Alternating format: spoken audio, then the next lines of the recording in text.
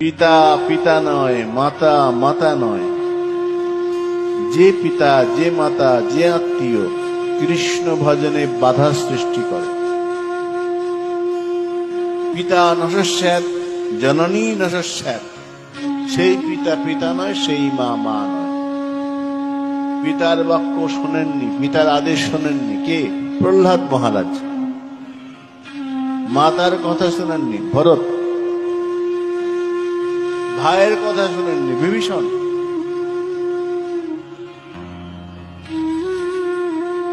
গুরুর কথাও শোনেননি বলি মহারাজ। গুরুবাক্য, পিতৃবাক্য, মাতৃবাক্য যদি কৃষ্ণ ভজনে বাধা সৃষ্টি করে, তাহলে সেই পিতা, সেই গুরু, সেই মায়ের কথা শোনা যাবে না, দোষ হবে না।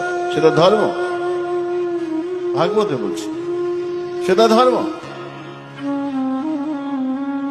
যদু মহারাজ পিতার কথা শোনেননি, তাতে তো দোষ হয়নি, তার ভগবত প্রাপ্তিতে কোনো বাধা হয়নি। তাই যদশ্চ ধর্মশীলস্য